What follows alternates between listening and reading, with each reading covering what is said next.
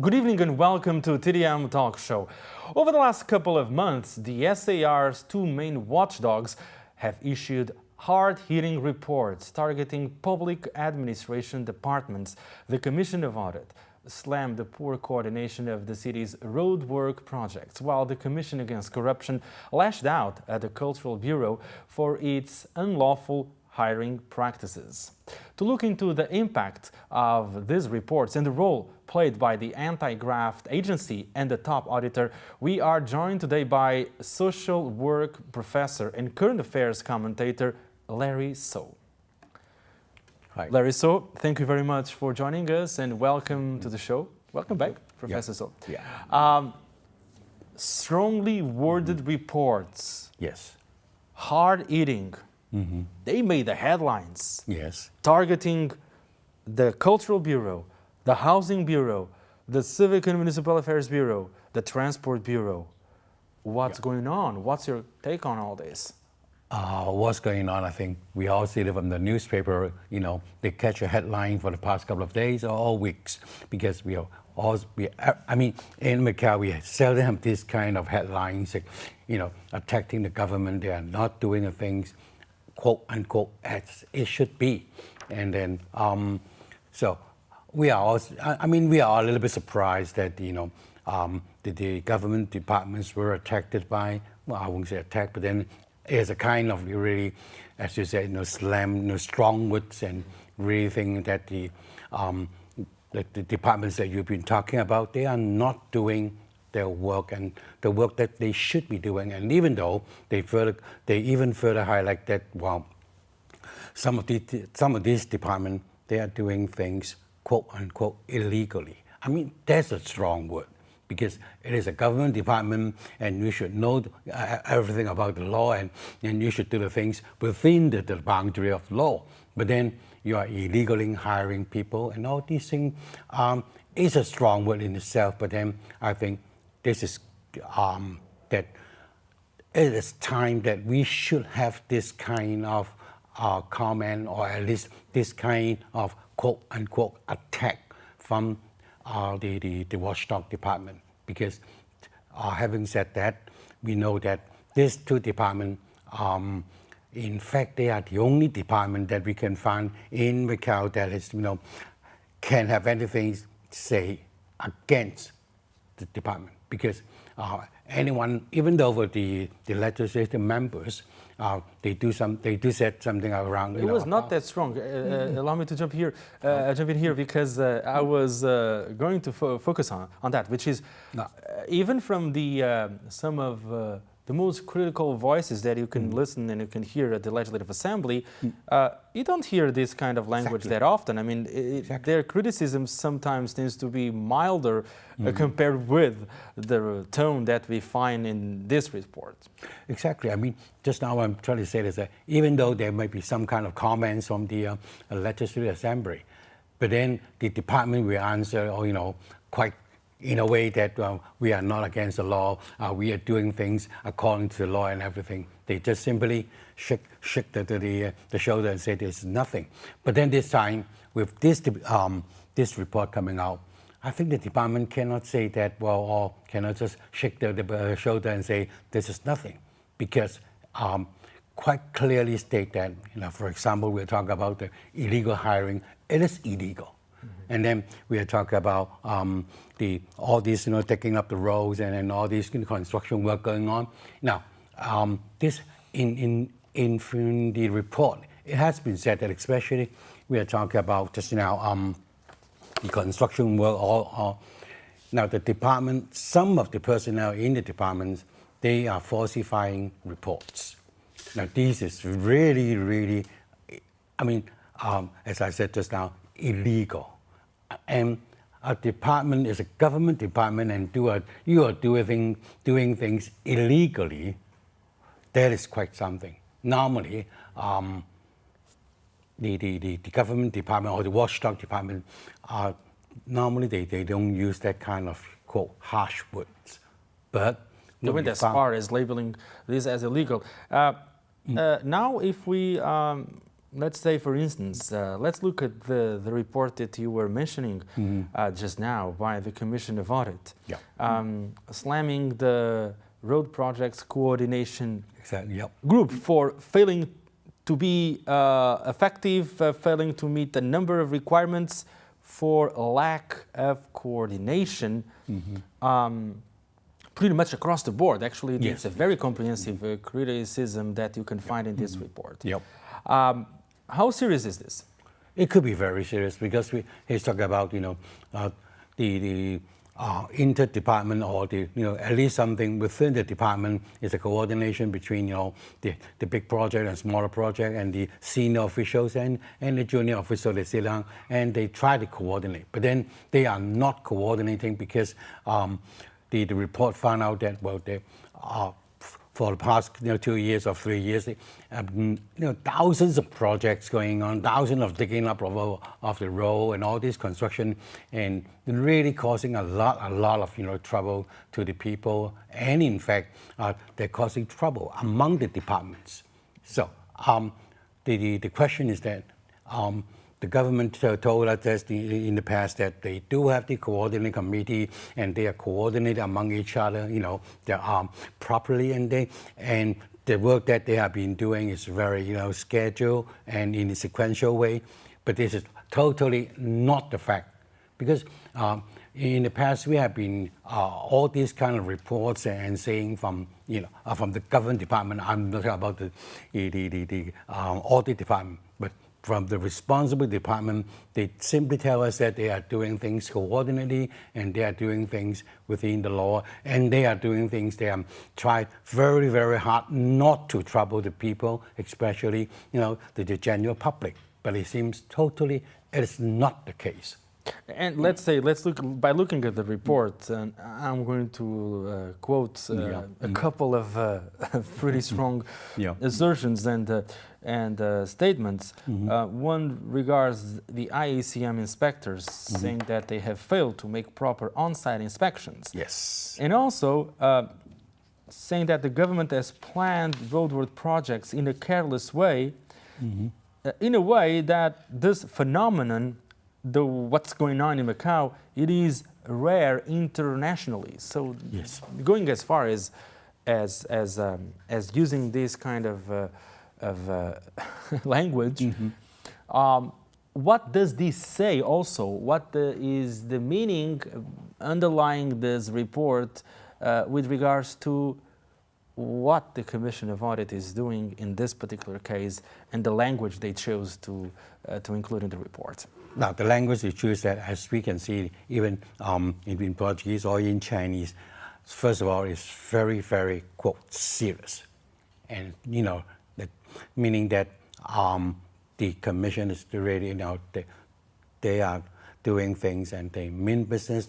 They try to tell the department concerned that, well, you got to be careful about all these things. And especially when the Commission report comes up with they are falsifying records within the department. I think these are the things that the Commission cannot stand, because they're the auditor. And auditor, one of the things that the auditor do is that you have to give him things that is quote unquote honest and true, and then you are not. So they have to dug up all the records and to find out that, well, some in the record it is a rainy day or it's not a rainy day. When they check back with the observatory, it is the other way around. And the observatory, the report is that it is a sunny day, but then the records say that it's a rainy day. I mean, this kind of thing is so, anybody can just check it. But the point is that now, only the Commission, they can check the report. The public, we cannot check the report because we don't have that kind of report. So that is, I think, behind all these so-called accusation or hardwood slamming or whatnot, behind all this, there's one message really clear. To us is that we should ask for more transparency from the government. For example, just now, what the report told us is that we have no idea these records are falsified.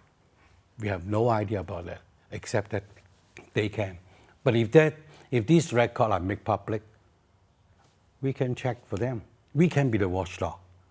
So I would look at the message from the Commission is that now he's trying to tell us now, if the government is more open, more transparent, we would not have this kind of work or this kind of, I would say, quote, wrongdoing to the community. And now moving on to the Commission Against Corruption and another headline over the last couple of months regards the report on the Cultural Bureau's, quote, illegal recruitment practices, end of quotation, and the impact that this is having. We do have disciplinary procedures underway targeting the previous and the current leadership of the Bureau. Yes. Again, the seriousness of this case and whether this somehow would be a mirror to some extent of something more widespread in the civil service and the public administration. Yes. Now, this kind of practice, I would say that is quite, I won't say common, but in a way, it's more acceptable within the, the so-called government arena, because they, one of the reasons is that the so-called central hiring is a kind of time delaying. And if you want somebody, I mean, if you want some expertise to come into your department. Service providers through acquisition of services, right? Yeah, and then you can't wait that long. But then the central hiring will take a long process. And I was told it could take as long as maybe 2 years. So in that case, the department, they can't wait. So they got to find loopholes in the so-called the hiring procedures. And they do find the loopholes. And the loophole is that, by outsourcing. So I won't say this is acceptable, but then it is only for the, not acceptable, but their explanation is for the convenience and expedience of the work done. But okay, now, this is how they say that the end justifies the means. But then in the public administration, we cannot say that is when the end can justify the means, because we have procedures. And in fact, part of the so-called social justice is found in the procedure justice. That is to say, when you have to go through things in different procedures, step by step, in a sequence, and in that case, we can find within that there are justice, because both you, myself, and him, we all go through the same process. That is justice. So in that case, I would see this case is more than, it's not only just illegal, but then they are doing the community a kind of injustice, because it is simply, we don't have the kind of procedural justice can be found in the whole process.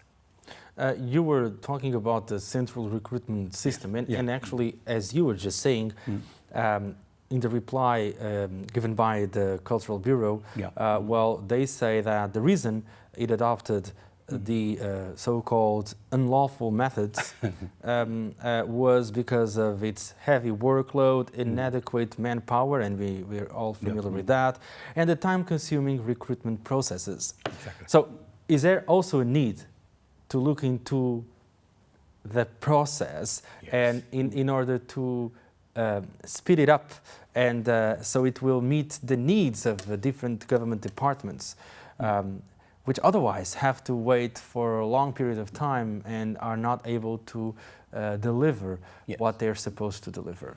No, I think there are two ways to do this thing. First of all, the one way is that now the government got to really review the whole process of the so-called recruitment, in the sense that central hiring, can we expedite it? Can we make it a little bit faster? Now, the last recruitment, as we were told, that it has been a little bit faster than before. That is, they have to learn one of the lessons from the report. But then the other way around is that now, sometimes we do need some kind of experts But then if you go through all the procedures, that expert may not be available, or that kind of services may not be available to the department. So they got to go through the process. But why don't they go through the process? I mean, go through your boss and your boss's boss. That is to say, all the way you go to the CE's office.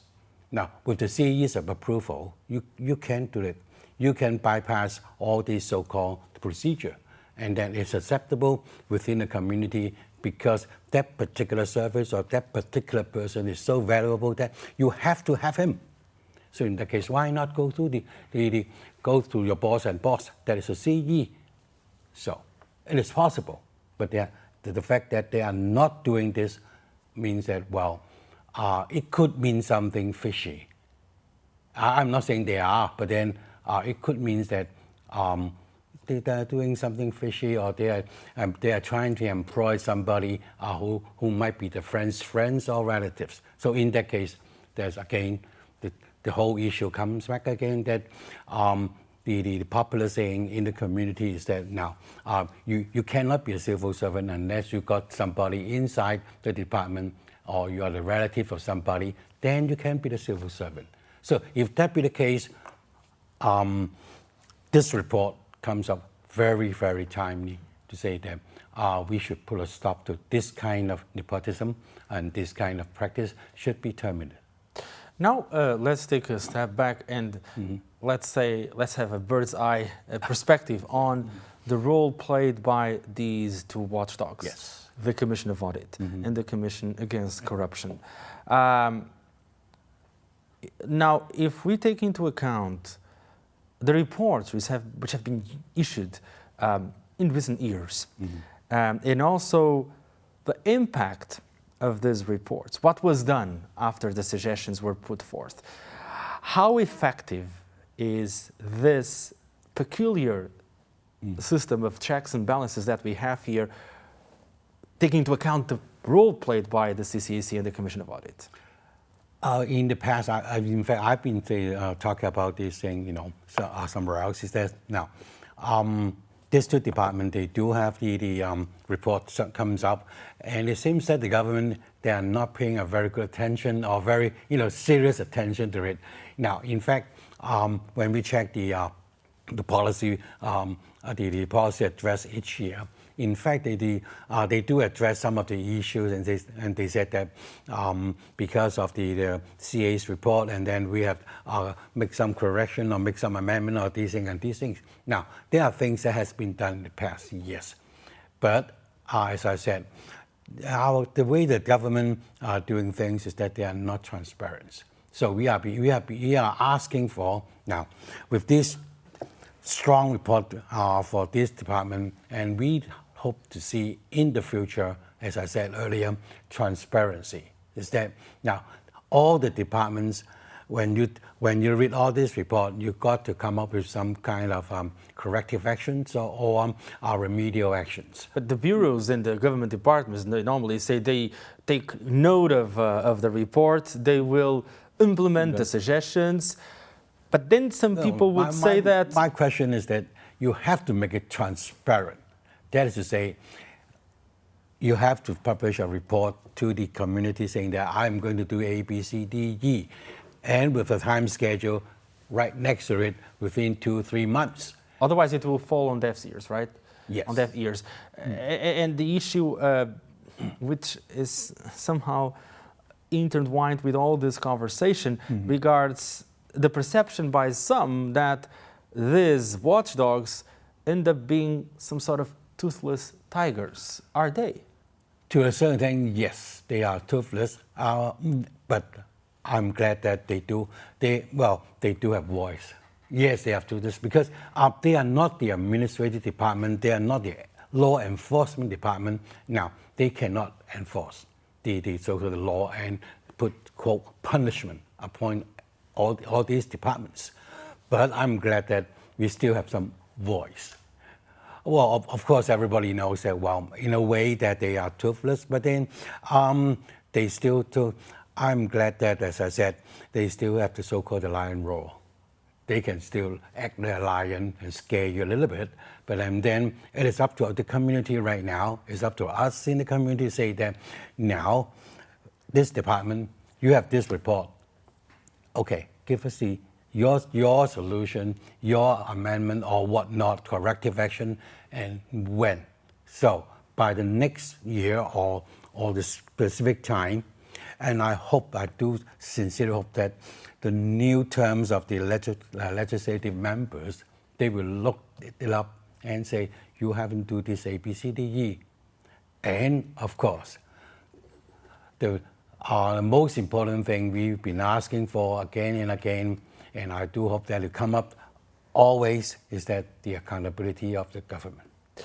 The Commission Against Corruption, well, we have a few years ago an adjustment which was translated into the CCC having expanded their oversight over certain areas which were not under their jurisdiction, so to say, previously, namely the private sector.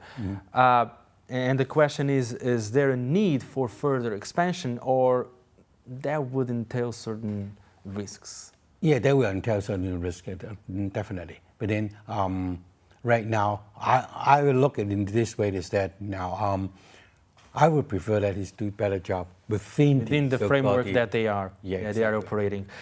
But then are they the kind of, I would say, do they have the expertise and the specialized knowledge to go into the commercial sector? That may not be the case. So I have kind of serious doubt whether they can, even though you have the so-called jurisdiction within the commercial sector, but are they capable? I have serious, kind of concern about them, unless they got to recruit, a total different batch, different batch of people who do have that kind of expertise, especially when we talk about finance and all these things. These are not easy things to do. And when we're talking about the Commission Against Corruption, we're not only talking about an anti-graft agency. There is an important role played by the CCAC, which regards the ombudsman role, actually the ombudsman unit.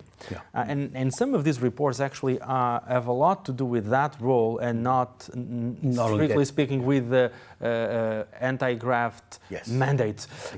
Illegal practices within the public administration, which the reports are based on, or the outcome, I would say, of complaints. And there was this discussion a few years ago whether there's a need for a stand-alone ombudsman agency, an independent ombudsman office separate from the Commission Against Corruption. What's your take on this discussion? Now, right now, I'm quite happy with these two departments, these two watchdogs. But then, do we need an ombudsman? Not to that extent that there is a very, very, I would say, a strong demand for it, because at the present moment that they are doing the kind of work in a way is justified. But because of our legislative members, they are in fact not doing very well of their job. And an ombudsman would be a good person for the general public to go into for individual cases. Of course, the ombudsman is not targeted to fight with the people against the government department. Rather, they fight for the people, or they advocate, for the people, in the sense that they would kind of I wouldn't say that they are the kind of well, let me put it this way. The ombudsman is the person that will advocate for the people, especially in those different cases against our government departments, in particular sense, in a legal way. So that is an ombudsman. So in that sense, I would see that if we do have an ombudsman in Macau now, they got to be the job will be different from these two departments, the Commission of Audits and the anti-graft. So, is there a need for them?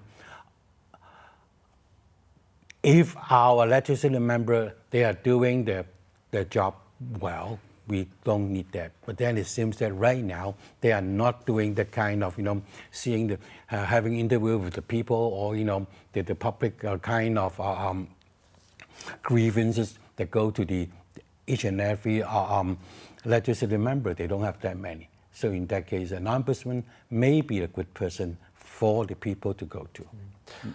Before we wrap up our talk, and this would be our last question, well, this has to do with, there was a word that you mentioned repeatedly throughout this talk, which is transparency. Yes. And this leads me to a buzzword, sunshine government. I remember quite well when Tersayon was launching his bid to be chief executive for the first time, and in the first couple of years of his term in office, the first one, this was pretty much on the agenda. It is still there, but back then was one of the highlights. What has been achieved so far in this respect, and how far are we from attaining that goal? A tough question and a good question is that now, from my point of view, is that our transparency hasn't been realized yet. We are still in the dark, and I'm looking for more lights. If there is no light, we can't have transparency. And the light means that, well, it's not just the sunshine or the light from the lamp. The light is the accountability. In fact, these two things go hand in hand. Yeah. So in fact, the government hasn't been doing these two jobs.